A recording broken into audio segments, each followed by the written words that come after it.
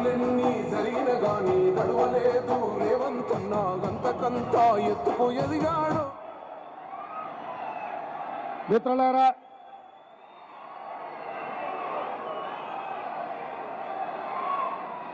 శ్రీమతి సోనియా గాంధీ ఈ ఎన్నికల బరిలో దించితే కొత్తగూడెం శాసనసభ్యులు కూనంనేని సాంబశివరావు గారి అధ్యక్షతన ఇంత పెద్ద ఎత్తున సమావేశాన్ని ఏర్పాటు చేసి ఎర్రటెండలో మాడు పగులుతున్న లెక్క చేయకుండా కాంగ్రెస్ పార్టీని ఎన్నికల్లో దేశంలోనే అత్యధిక మెజారిటీ ఇచ్చి ఈ ఖమ్మం గడ్డ మీద 3 రంగుల జెండా ఎగరేయడానికి ప్రాణ సమానులైన కాంగ్రెస్ పార్టీ కార్యకర్తలు, కమ్యూనిస్టు సోదరులు వేలాదిగా తరలి వచ్చి ఆశీర్వదించినందుకు మీకు అందరికీ మనస్ఫూర్తిగా ధన్యవాదాలు, కృతజ్ఞతలు. మిత్రులారా,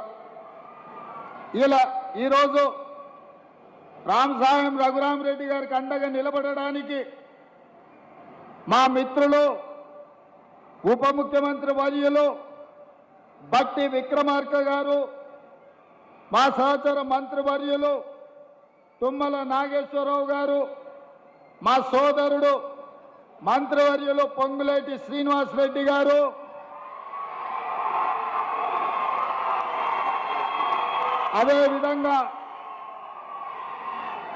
అదేవిధంగా మా ఖమ్మం జిల్లాలో అందరూ శాసనసభ్యులు, మా అక్క మాజీ కేంద్ర మంత్రివర్యులు రాజ్యసభ సభ్యులు శ్రీమతి రేణుకా చౌదరి గారు, అదేవిధంగా రాష్ట్ర నాయకులు, జిల్లా నాయకులు, మండల పార్టీ అధ్యక్షులు, ప్రాణ సమానులైన గ్రామ పార్టీ అధ్యక్షులు, సిపిఎం నాయకులు, సిపిఐ నాయకులు, తెలంగాణ జనసమితి కోదండరామ్ గారి అభిమానులు అందరూ కలిసి కట్టుగా ఇండియా కూటమిని ఈ దేశంలో అధికారంలోకి తేవాలన్న ఆలోచనతో శ్రీ రాహుల్ గాంధీ గారిని ఈ దేశ ప్రధానమంత్రిని చేయాలన్న ఆలోచనతో ఈరోజు మీరందరూ రావడం సంతోషం. మీ అందరినీ చూసిన తర్వాత నాకు సంపూర్ణమైన నమ్మకం కలిగింది. భారతదేశంలోనే మొదటి ఎన్నికలలో అత్యధిక మెజారిటీ రావి నారాయణ రెడ్డి గారికి వచ్చింది. ఆనాడు పండిత్ జవహర్లాల్ నెహ్రూ గారి కంటే కూడా ఆనాడు రావి నారాయణ రెడ్డి గారికి ఈ నల్లగొండ గడ్డ నుంచి, ఈ వరంగల్ ప్రాంతం నుంచి, తెలంగాణ రాష్ట్రం నుంచి వారిని ఎన్నుకోవడం జరిగింది.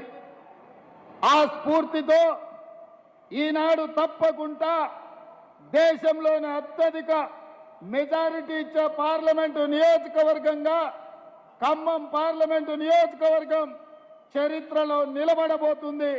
మా ఖమ్మం సోదరులందరికీ కూడా మనస్ఫూర్తిగా నేను ధన్యవాదాలు, కృతజ్ఞతలు తెలియజేస్తున్నా.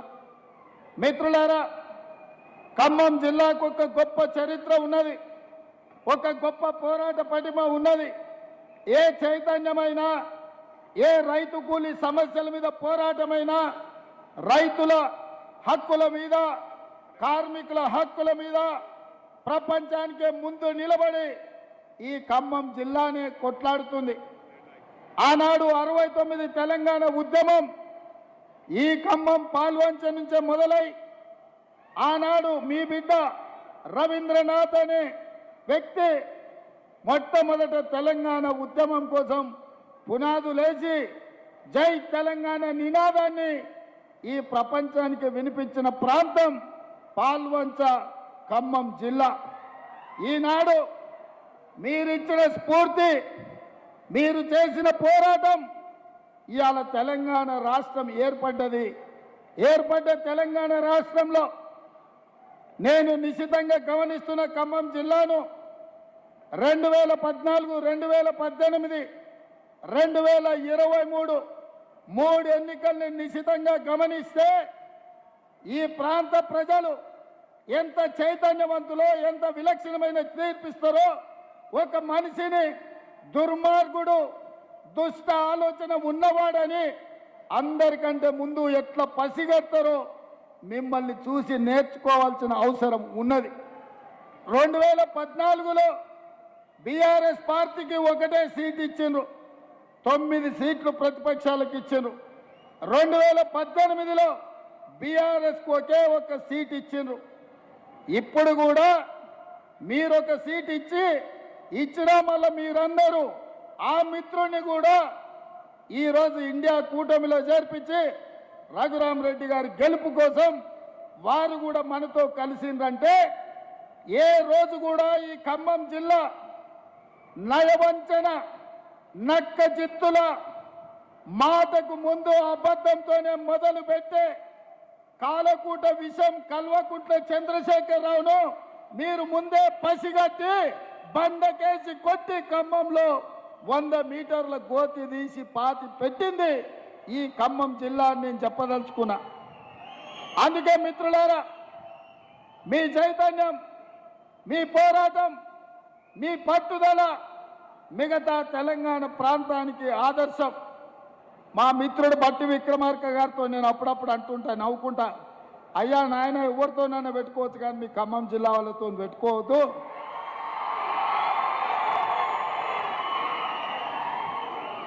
ఎందుకంటే ఎంత దూరమైనా మీరు అనుకున్న దానికోసం కొట్లాడతారు. అందుకే నేను ఎప్పుడు కూడా ఖమ్మం జిల్లా రాజకీయాలలో ఎక్కువ తల దూచకుండా దగ్గరగా ఉన్నట్టే ఉండి దూరంగా ఉండి నమస్కారం పెడుతుంటా.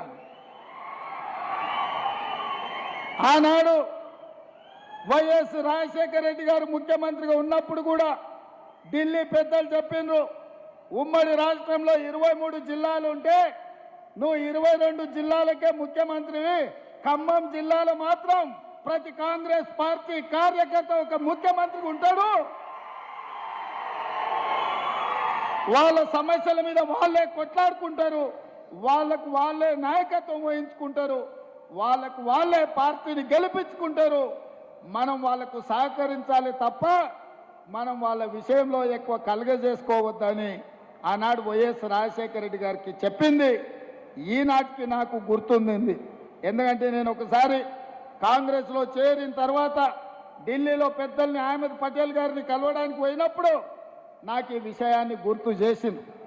అందుకే మిత్రులారా, ఈ ఖమ్మం జిల్లా చైతన్యవంతమైన జిల్లా, ఈ ఖమ్మం జిల్లా దేశ రాజకీయాలకు ఒక దిక్సూచి, రాబోయే మార్పును జరగబోయే పరిణామాలను ముందుగానే గుర్తించి ఈ దేశ ప్రజలకు ఏది మంచిదో ఆ రకమైన నిర్ణయం చేయడంలో మీరందరూ కూడా దిట్ట. అందుకే మిత్రులారా, నిన్నగాక మొన్న చంద్రశేఖరరావు వచ్చిపోయింది మీ దగ్గరికి. ఆయన పాపం నామ నాగేశ్వరరావు గారిని బకర చేయడానికి, ఆయన చెవులో పువ్వు పెట్టడానికి ఆయన చెప్తున్నాడు, వచ్చేది సంకీర్ణమే, సంకీర్ణంలో నామ నాగేశ్వరరావు గారిని మంత్రిని చేస్తాను. నేను అడుగుతున్న, ఏ సంకీర్ణంలో చేరుతావు? మా కాంగ్రెస్ పార్టీ ఆ ఇంటి మీద కాకిని ఇంటి మీద కూడా వాళ్ళనియదు. మా కార్యకర్తలు ఊరుకోరు. టిఆర్ఎస్ కాకి కాంగ్రెస్ ఇంటి మీద వాళ్తే అక్కడికక్కడనే మా కార్యకర్తలు కాల్ చేస్తారు. ఇక మిగిలింది బీజేపీ కదా, నువ్వు చేరబోయేది బీజేపీలనే కదా చంద్రశేఖరరావు. మేము అదే కదా చెప్పింది, మొదటి నుంచి మేము చెప్తున్నది, మొదటి నుంచి నువ్వు ఆచరిస్తున్నది. 2014 నుంచి 2023 వరకు 9.5 సంవత్సరాలు చంద్రశేఖరరావు రైతు వ్యతిరేక నల్ల చట్టాలు వచ్చినప్పుడు, నోట్ల రద్దు చేసినప్పుడు, జిఎస్టీ బిల్లును తీసుకొచ్చినప్పుడు, ట్రిపుల్ తలాక్ చట్టాన్ని చేసినప్పుడు, సిటిజన్ అమెండ్మెంట్ యాక్ట్ను పొందుపరిచినప్పుడు, యూనిఫామ్ సివిల్ కోడ్ తెచ్చినప్పుడు, ప్రతి సందర్భంలో ఇక్కడ కారు గుర్తు మీద ఓట్లు వేయించుకొని ఢిల్లీలో కమలం గుర్తుకు తాకట్టు పెట్టిన చరిత్ర చంద్రశేఖర్ రావుది. ఇవాళ కూడా ఈ తెలంగాణలో గూడు పుటాని జరుగుతుంది. అంతర్గతంగా ఒక అవగాహనతోటి కాంగ్రెస్ పార్టీని గెలవకుండా అడ్డుకోవాలని బీజేపీ బీఆర్ఎస్ ఈరోజు కుట్రలు చేస్తున్నారు. ఈ కుట్రల్ని తిప్పికొట్టాల్సిన బాధ్యత ఖమ్మం మహబూబాబాద్ పార్లమెంట్ నియోజకవర్గ కార్యకర్తల మీద ఉన్నది. అందుకే మిత్రులారా, కేటీఆర్ చెప్తున్నాడు కారు కొంచెం ఖరాబ్ అయి కార్ఖానకు పోయింది మళ్ళీ వస్తుందని. నేను చెప్పదలుచుకున్నా బీఆర్ఎస్ నాయకులకు, కారు ఖరాబ్ అయి కార్ఖానకు పోలే, కారు అనుంజడి కార్ఖానకు పోయింది. కార్ఖానా నుంచి ఇంకా ఇనుప సామాన్లోనికి పాత సామాన్లోనికి తూకం కింద కిలోల కింద తెగ నమ్మాల్సిందే. మళ్ళా కారు రాదు, మీరు ఎన్నికల్లో గెలవరు. నామ నాగేశ్వరరావు గారికి నేను సూచన చేస్తున్నా, చంద్రశేఖరరావు మాటలు నమ్మి మోసపోవద్దు. నమ్మించి మోసం చేసుట్లా చంద్రశేఖరరావును మించినోడు లేడు, ఆ కుటుంబానితో పోటీ పడేటోడే లేడు. అందుకే మిత్రులారా, ఇవాళ చంద్రశేఖరరావు కథ అయిపోయింది. మన బోర్ల పడ్డాడు, బొక్కలు ఎరిగినాయి అసెంబ్లీ ఎన్నికలప్పుడు. ఇప్పుడు మిగిలింది పడగ. ఆ పడగ మీద కూడా ఒక దెబ్బ వేయండి, దాంతోనే ఆ కాలనాగు సమస్య తీరిపోతుందని మా మిత్రులకు చెప్తున్నా. ఇవాళ మిత్రులారా, మా ఖమ్మం జిల్లా నాయకులు మొన్న మధ్యలో కలిసినప్పుడు నేను అడిగిన మా దుర్గా ప్రసాద్ను, మా బ్రహ్మయ్యను, ఏమన్నా అంటే ఏమున్నా చంద్రశేఖరరావును ఓడించడం ఇక మాకు పెద్దగా పనేం లేదని. మా సోదరులు నేను ఒక మాట చెప్తున్నా, డిసెంబర్ 3 తారీఖు నాడు వచ్చిన ఫలితాలు సెమీఫైనల్స్ మాత్రమే. ఆ సెమీఫైనల్స్లో కాంగ్రెస్ టీము బీఆర్ఎస్ టీమును కల్వకుంట్ల చంద్రశేఖరరావును నడుగు ఇరగొట్టిండ్రు. ఇవాళ మే 13 తారీఖు నాడు జరగబోయే ఎన్నికలు ఫైనల్స్. ఆ ఫైనల్స్ లో Telangana team versus Gujarat team. ఆ టీంకు నరేంద్ర మోడీ నాయకత్వం వహిస్తే తెలంగాణ టీంకు రాహుల్ గాంధీ గారు నాయకత్వం వహించబోతున్నారు.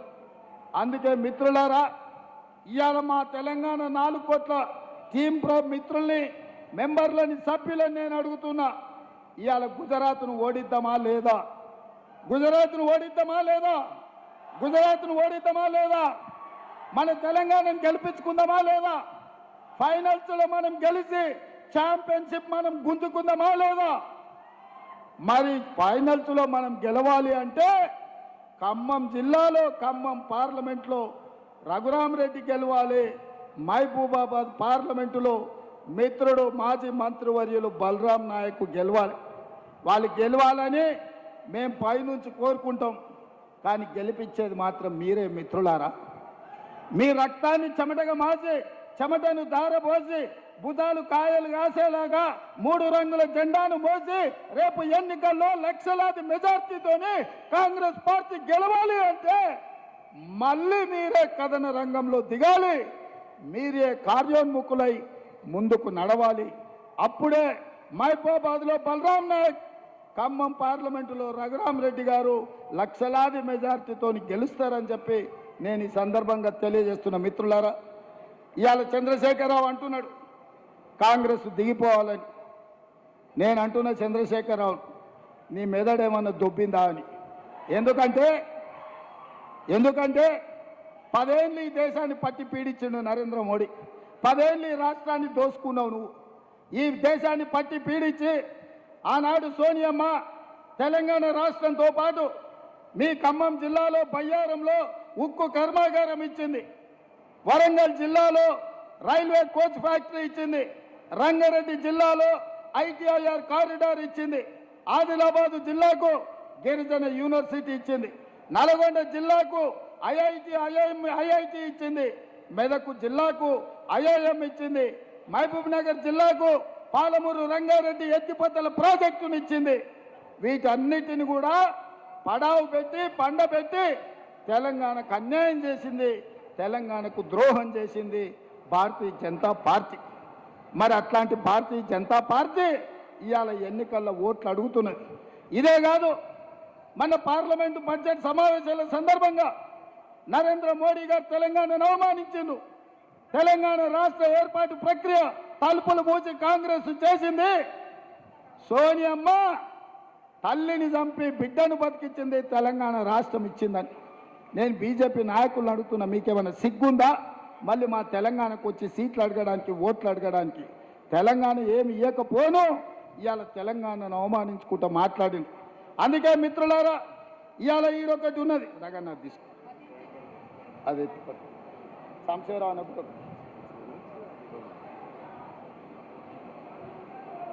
నువ్వు ఒకటి తీసుకున్నా. మిత్రులారా ఇవాళ ఇక్కడ చూడండి, మనం బయ్యారం ఉక్కు కర్మాగారం అడిగితే బీజేపీ మనకు గాడిద గుడ్డి ఇచ్చింది. మనం రైల్వే కోచ్ ఫ్యాక్టరీ వరంగల్కి అడిగితే బీజేపీ గాడిద గుడ్డి ఇచ్చింది. మనం ఐటీఐఆర్ కారిడార్ అడిగితే ఇవాళ బీజేపీ గాడిద గుడ్డి ఇచ్చింది. ఇవాళ IIIT గిరిజన యూనివర్సిటీ అడిగితే తెలంగాణకు గాడిద గుడ్డి ఇచ్చింది బీజేపీ. మరి నేను అడుగుతున్న మిత్రులారా, ఇవాళ తెలంగాణకు గాడిద గుడ్డి ఇచ్చిన బీజేపీకి మనం ఓటేద్దామా, కర్రు కాల్చి వాత పెడదామా?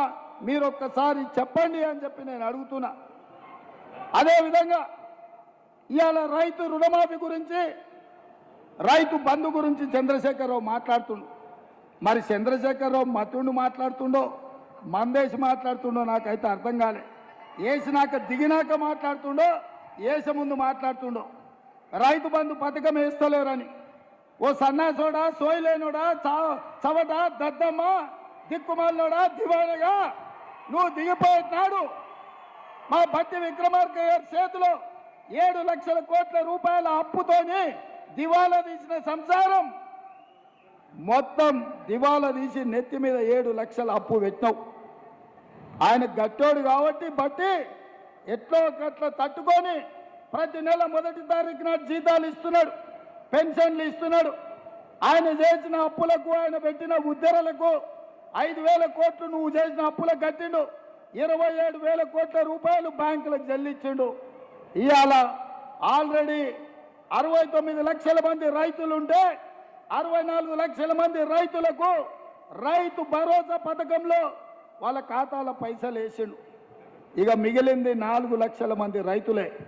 మిత్రులారా మీరు రాసుకోండి, ఈ తెలంగాణ రాష్ట్రంలో కాంగ్రెస్ వచ్చిన తర్వాత రైతు భరోసా పథకంలో 7,500 కోట్లలో 69 లక్షల మంది ఉంటే ఆల్రెడీ 65 లక్షల మందికి రైతు భరోసా పథకం వేసినాం.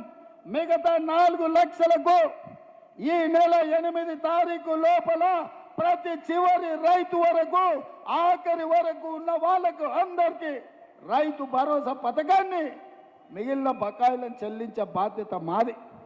ఒక పక్కన జీతాలు ఇచ్చుకుంటూ అంగన్వాడీ వర్కర్లు, ఆశా వర్కర్లు, బడులలో మధ్యాహ్నం భోజనం వండే వర్కర్స్ నుంచి ప్రతి వాళ్లకు ప్రతి నెల 1వ తారీఖు నాడు జీతాలు ఇస్తూ నువ్వు నెత్తి మీద పెట్టిన కుంపటి 7 లక్షల కోట్ల అప్పుకు 27,000 కోట్ల రూపాయలు మెత్తి కట్టుకుంటూనే మా రైతుల పట్ల ప్రేమ ఉన్న మేము 150 రోజులు తిరిగే లోపలనే 7,500 కోట్ల రూపాయలు ప్రతి చివరి రైతు వరకు రైతు భరోసా పథకాన్ని అమలు చేస్తున్నాం.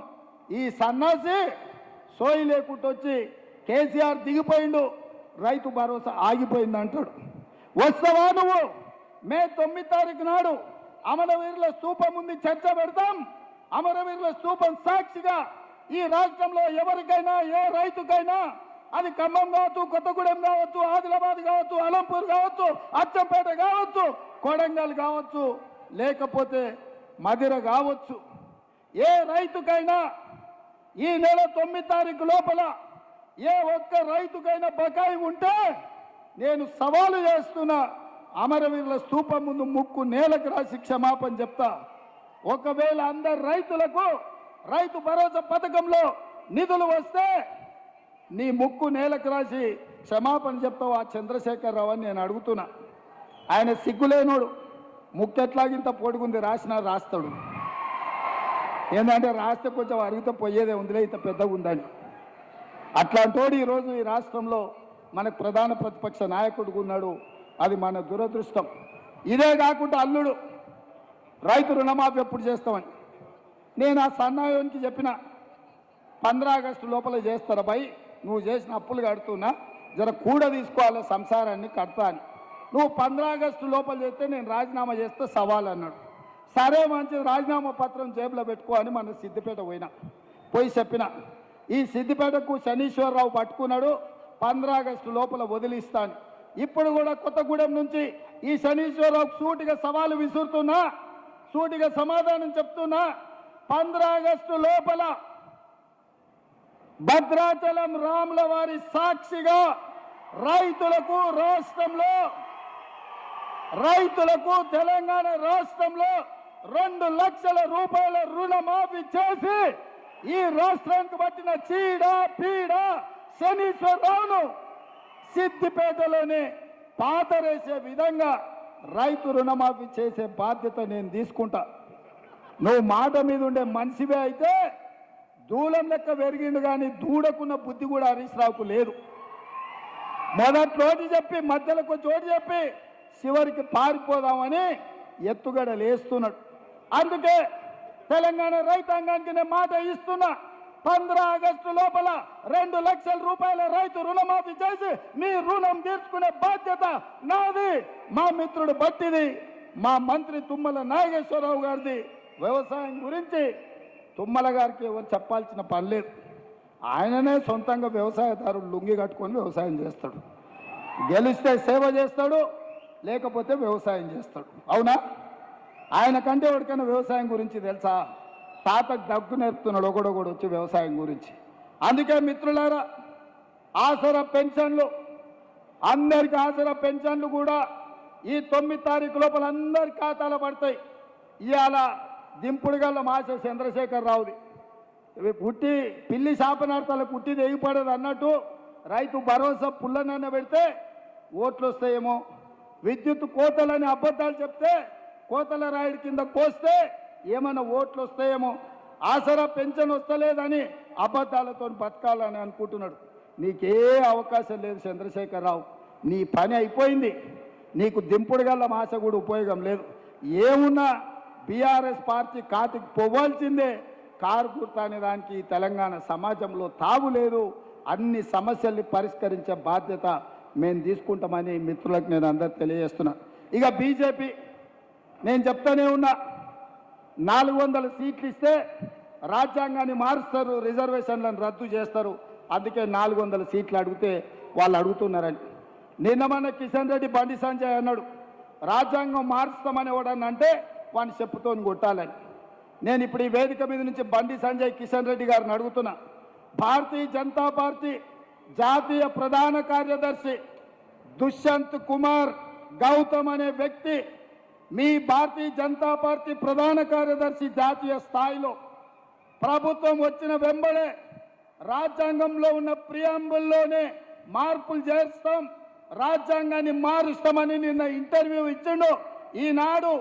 ఈనాడు పేపర్లో ప్రముఖంగా తాటికాయంత అక్షరాలతో వచ్చింది. ఇన్నాళ్ళు నేను చెప్పింది, నేను చేసిన ఆరోపణను మీ బీజేపీ జాతీయ ప్రధాన కార్యదర్శి దుష్యంత్ కుమార్ గౌతమ్ స్పష్టంగా అధికారికంగా బీజేపీ అధికారంలోకి వచ్చిన వెంబడే రాజ్యాంగాన్ని మారుస్తామన్నాడు. ఇప్పుడు ఎవరిని చెప్పు తీసుకొని కొట్టాలని అరగుండును గుండు నేను అడుగుతున్నా. ఇవాళ నిజామాబాద్లో గుండు ఉన్నాడు, కరీంనగర్లో అరగుండు ఉన్నాడు. ఈ అపర మేధావి కిషన్ రెడ్డి నేను అడుగుతున్నా, మీ ప్రధాన కార్యదర్శి రాజ్యాంగాన్ని మారుస్తామన్నాడు కదా, అబద్ధాలు చెప్పినందుకు మిమ్మల్ని కొట్టాలన్నా, రాజ్యాంగం మారుస్తా అన్నందుకు మీ ప్రధాన కార్యదర్శిని కొట్టాలన్నా మీరే నిర్ణయించండి.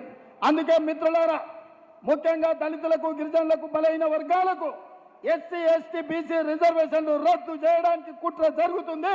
రాజ్యాంగాన్ని మారవాలని బీజేపీ ప్రణాళికలు వేస్తుంది. మీ రాజ్యాంగం రద్దు కాబోతుంది, మీకు ఇచ్చే రిజర్వేషన్లను తొలగించబోతున్నారు. ఇవాళ మనం బీజేపీకి ఓటేస్తే మన రిజర్వేషన్లు రద్దు అవుతాయి. ఇవాళ కాంగ్రెస్ను గెలిపిస్తే మన రిజర్వేషన్లు ఇంకా పెరుగుతాయి. అందుకే ఇవాళ ఆలోచన చేయండి, మీరు బీజేపీకి వేసే ప్రతి ఓటు మన రిజర్వేషన్ల మీద పోటుగా మారుతుంది. బీజేపీ మన మెడ మీద ఏలాడుతున్న కత్తి, ఆ కత్తిని తుదబుట్టించాలి అని అంటే కాంగ్రెస్ పార్టీ గెలవాలి. మీరందరూ రాజ్యాంగాన్ని రక్షించుకోవడానికి, రిజర్వేషన్లను కాపాడుకోవడానికి కాంగ్రెస్ పార్టీని గెలిపించడానికి సిద్ధంగా ఉన్నారు కదా, ఉన్నారు కదా, ఉన్నారు కదా, ఉన్నారు కదా, ఉన్నారు కదా. ఇవాళ నేను 2 ప్రశ్నలు అడుగుతా, బీజేపీ ఏమిచ్చిందంటే గాడిద గుడ్డ అని చెప్పాలి. అది రెడీనా? రెడీనా? బీజేపీ ఏమిచ్చింది? గట్టిగా అనాలరా నాయన, మీరు ఖమ్మమోళ్ళు, పెద్ద గొంతున్నోళ్ళు మీరు. మోడీ ఏం తెచ్చిండు? బీజేపీ ఏమిచ్చింది? మోడీ ఏం తెచ్చిండు? బీజేపీ ఏమిచ్చింది? మోడీ ఏం తెచ్చిండు? బీజేపీ ఏమిచ్చింది? మోడీ ఏం తెచ్చిండు? బీజేపీ ఏమిచ్చింది? మోడీ ఏం తెచ్చిండు? మరి నేను అడుగుతున్న మిత్రులారా, తెలంగాణ గాడిద గుడ్డించడానికి కర్రు కాల్చి వాత పెడతారా, ఓటేస్తారా? కర్రు కాల్చి వాత పెడతారు కదా.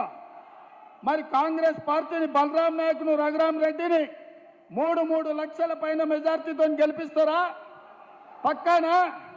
నేను 3 లక్షలు అంటే మీరు పక్కా అనాలి. మరి 3 లక్షలు, 3 లక్షలు, 3 లక్షలు, 3 లక్షలు, 3 లక్షలు, 3 లక్షలు, 3 లక్షలు, 3 లక్షలు. గట్టిగా అనురా నాన్న, ఇంకా గట్టిగా అనాలి, మోడీకి వినిపించాలి. 3 లక్షలు. జై కాంగ్రెస్, జై జై కాంగ్రెస్. హస్తం గుర్తుకే, హస్తం గుర్తుకే. ధన్యవాదాలు సోదరులారా.